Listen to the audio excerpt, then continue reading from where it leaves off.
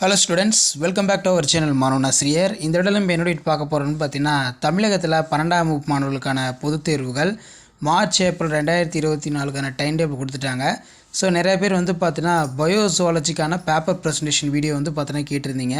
So அதான் வந்து பார்த்தீங்கன்னா இந்த வீடியோவில் வந்து பார்த்தீங்கன்னா அப்டேட் பண்ணுறேன். ஸோ இந்த பேப்பர் ப்ரெசன்டேஷன் பொறுத்த வரைக்கும் இவங்க 35க்கு வந்து பார்த்தீங்கன்னா 33 வாங்கியிருக்காங்க.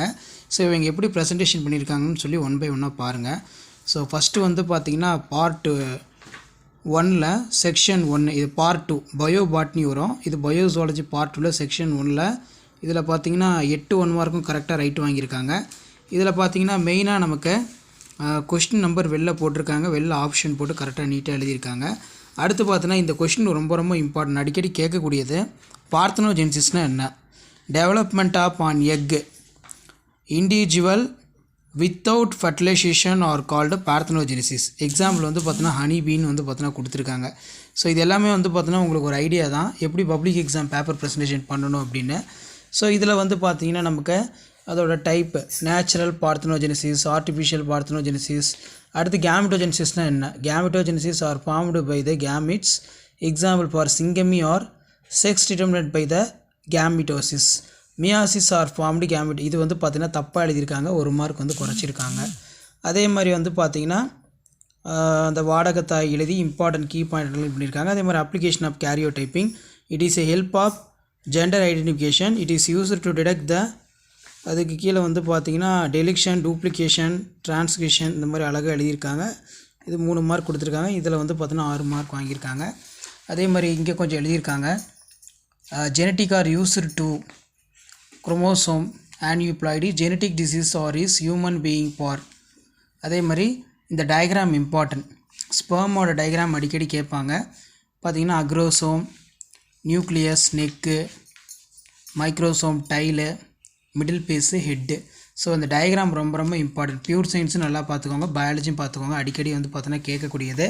ஸோ கண்டிப்பாக இதில் இருக்கக்கூடிய ப்ரெசன்டேஷன் பாருங்கள். லாஸ்ட் மினிட் வந்து பப்ளிக் எக்ஸாம் ப்ரிப்பேர் ஆகிறதுக்கு கண்டிப்பாக இந்த ஆன்சர் ஸ்கிரிப்ட் எல்லாம் உங்களுக்கு ரொம்ப யூஸ்ஃபுல்லாக இருக்கும்.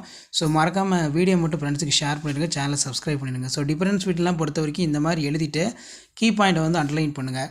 ஸோ அடுத்து செக்ஷன் 4 வந்து பார்த்திங்கன்னா ஓவம் வந்து கேட்டிருக்காங்க. ஸோ ஓவம் பொறுத்த வரைக்கும் டயக்ராம் பாருங்கள், நீட்டாக போட்டிருக்காங்க.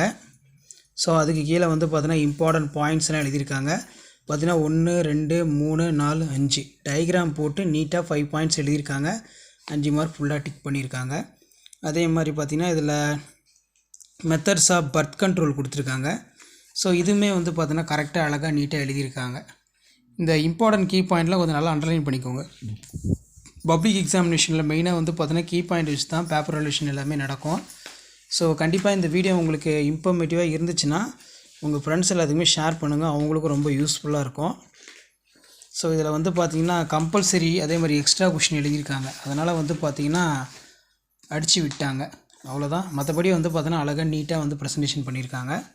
ஸோ கண்டிப்பாக இந்த வீடியோ உங்களுக்கு இன்ஃபர்மேட்டிவாக இருந்துச்சுன்னா நீங்கள் பார்த்து கூட நிறுத்திக்காமல் உங்கள் ஃப்ரெண்ட்ஸ் சர்க்கிளுக்கு ஷேர் பண்ணுங்கள்.